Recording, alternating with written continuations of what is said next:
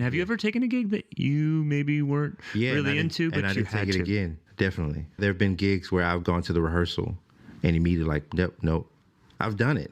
And I didn't have to, and I needed it. Yeah. It's that important. I'm serious. It's that important. It's like, yeah, this is not my people. Or I don't like how they treat the crew or the band. I don't like how they're talking to us.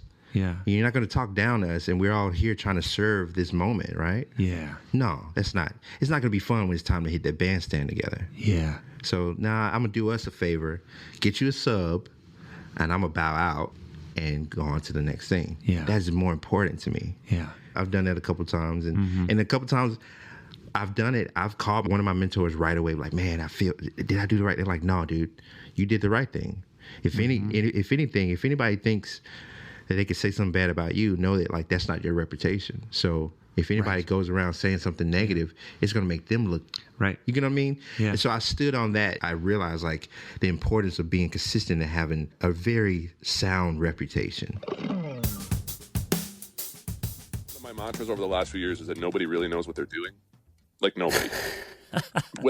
If we're talking about the CEO of a major company or the president of a country or the lead general of an army or whatever, these people get into the positions that they're in because of life experience and because of skill sets. But that doesn't mean that they actually know what they're doing.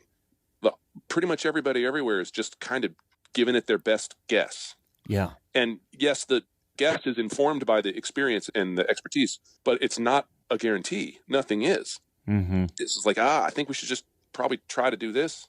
Letting my gut inform me, knowing that my gut is itself informed by these years of experience and other things that have happened in my life that cause me to look at the world the way I do. Like letting my gut inform me feels really healthy.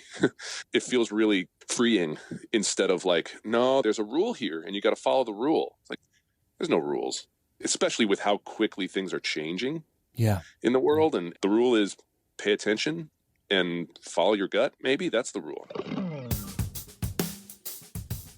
Sound at the source is very much key. I would say that the way you're actually playing those sound sources is really the biggest key. You know, I'll do things like I will try and get the bass drum note to kind of the length that I want for the way I'm playing, or an approximation of that length if it's something that I feel like is going to be really hard compressed in a mix and things like that. And in terms of toms and stuff like that, definitely getting them as close to what you need as possible. I've got some preamps I use for toms and snare all the time. They're Sebetron tube pre's, which have like a deep switch, which just adds some bottom end, and a bright or an air switch up the top. So that kind of scoops out close mics immediately.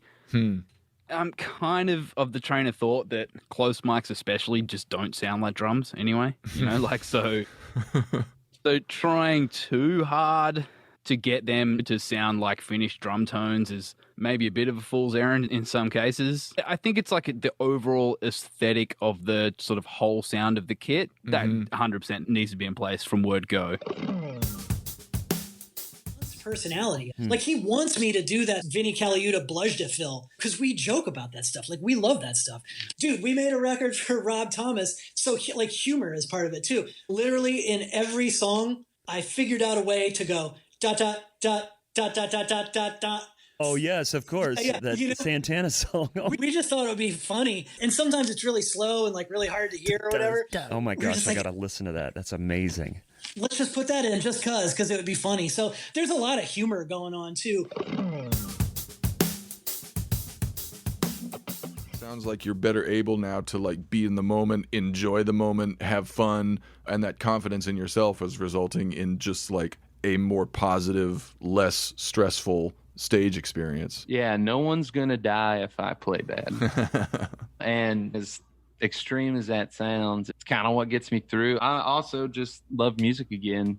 I don't think I ever hated it, but it's just like, man, life's too short to worry about whether I'm playing super perfect or not. It's all about the music and how things feel, and they make you feel good. Music's supposed to make you feel good, and it's supposed to make you feel sad. It's supposed to make you feel like all kinds of ways. But mostly I enjoy playing drums. It's amazing. And no amount of worrying if it's perfect or not needs to overtake that feeling. Playing is so drummer dependent. Interesting. I can't perform what I want to do if it's not coming from the rhythm section first.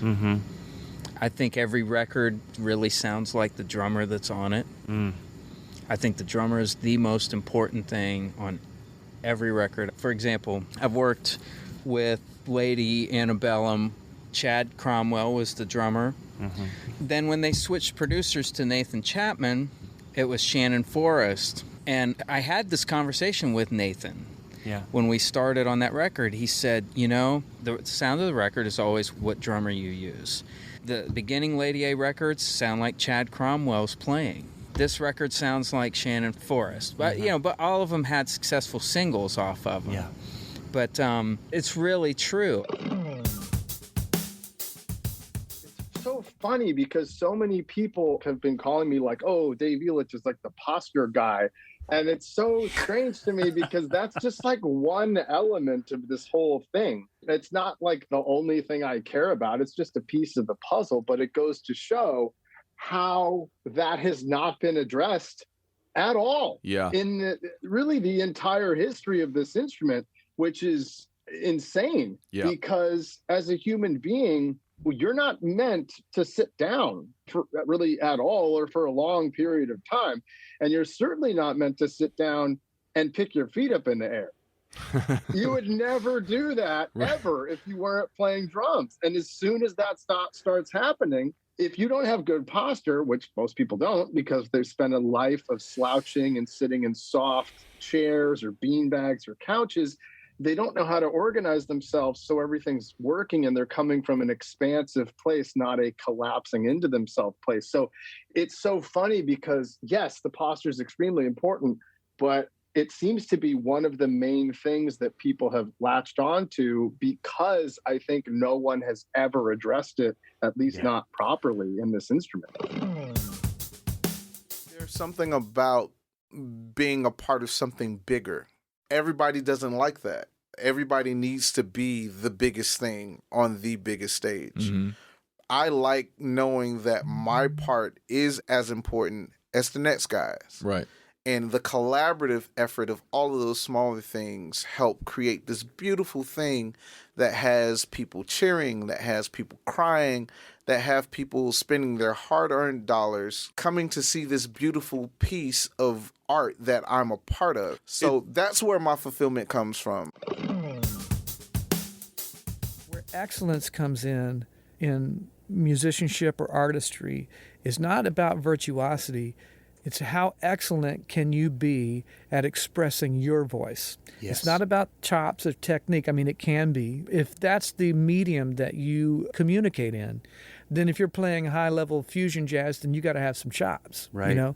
But to the layman that's experiencing the art that you're creating, it's about the clarity of your voice that matters. It's like how succinct and committed to your form of expression are you?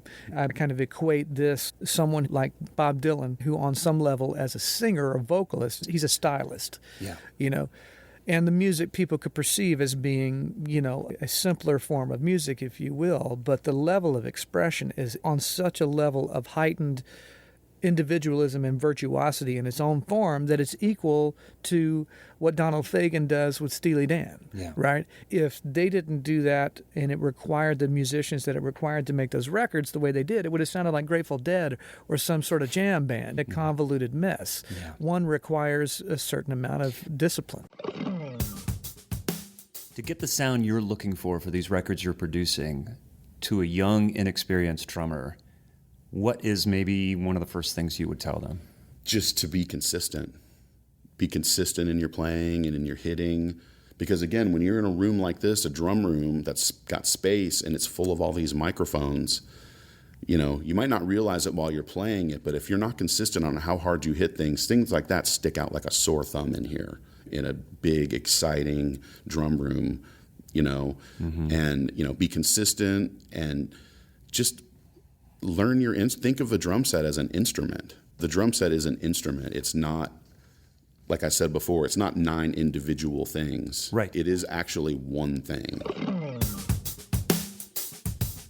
oddly enough, we don't play together at home. Once in a while, we play together at home. We go in the studio and we do things, but at home, we kind of just naturally just don't really do that. We have guitar amps in my drum room, but he rarely comes in here to play. He has his own room and he does his thing and I do my thing.